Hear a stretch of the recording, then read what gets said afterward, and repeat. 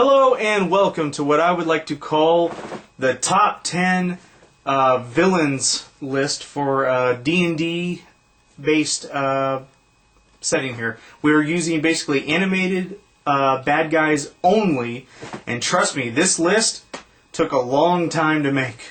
This is my good friend Driver Chan. Hello. Don't ask why he's wearing the hood.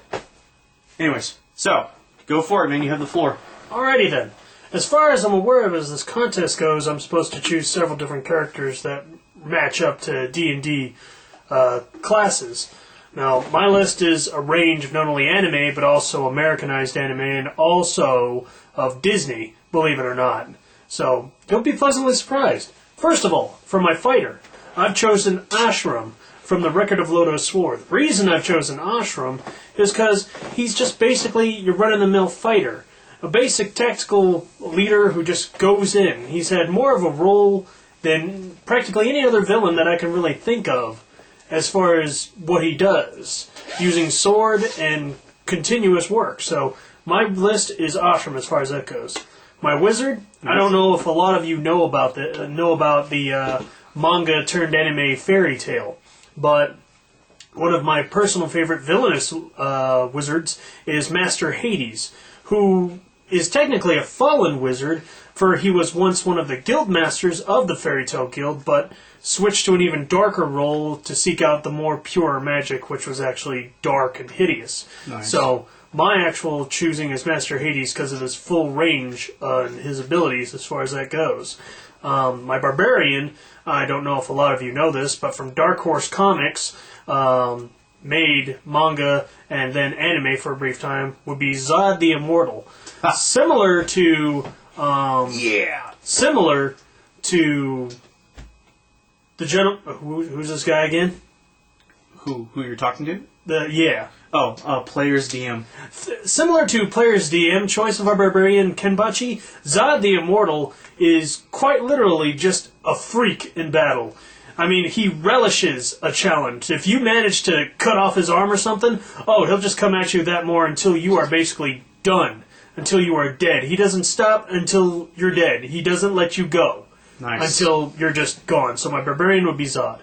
Now, this is a brief of a neutral type of thief, but my thief character is Lupin the Third, believe it or not. You can't really think of an even better con man and thief than Lupin as far as anything goes. I mean, if it's either anything Fujiko gets so he can get some action, or his own benefit.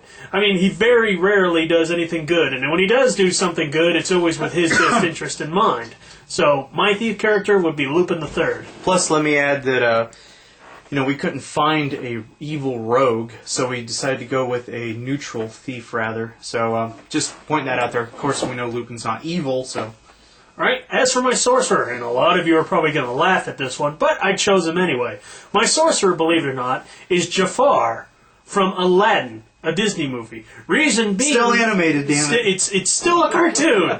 So, we're sticking with it. Jafar, in a nutshell, will do anything to really grasp power. And physically, he is weak, beyond all measure.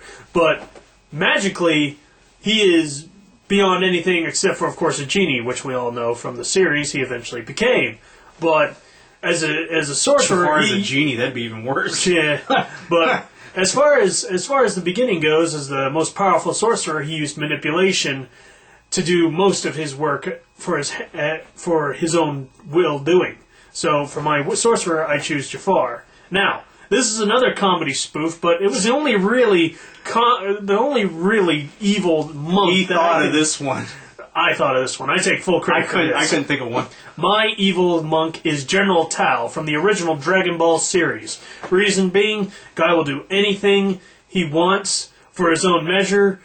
He thinks of nothing but ruthless power and money, and frankly speaking, he's a damn good martial artist. Put young Goku in his place a few times.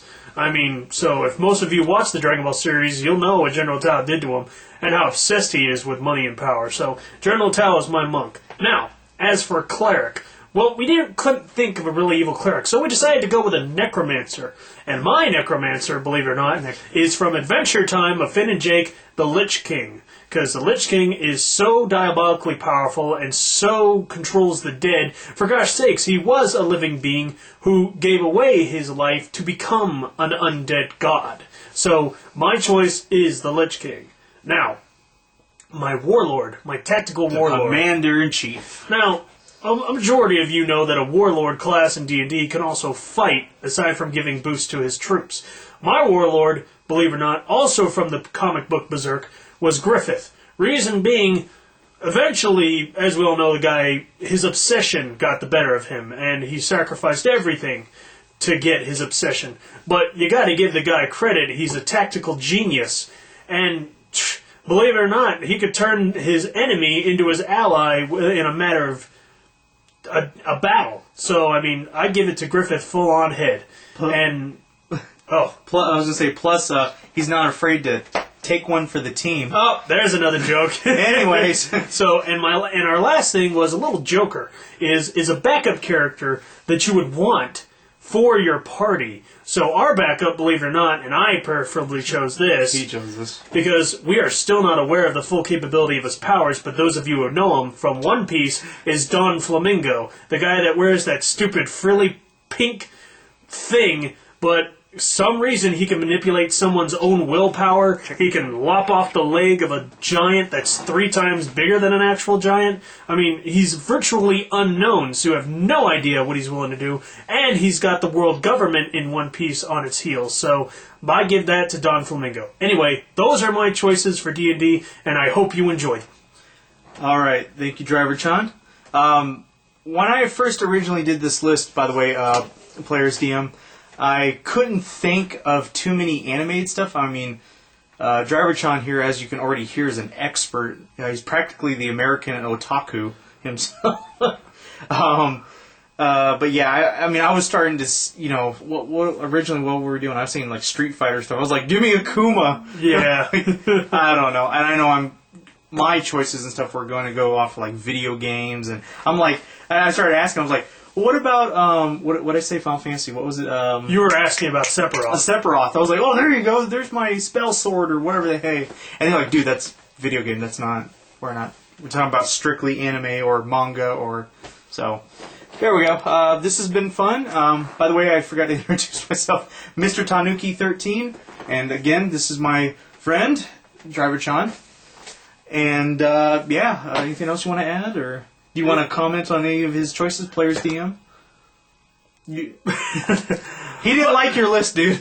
Players DM, I will give your list full credit for ingenuity, but a few of those things I just really couldn't agree with, only based on what I know of the characters. My particular just downfall as far as it goes was your choosing of Luffy for a monk.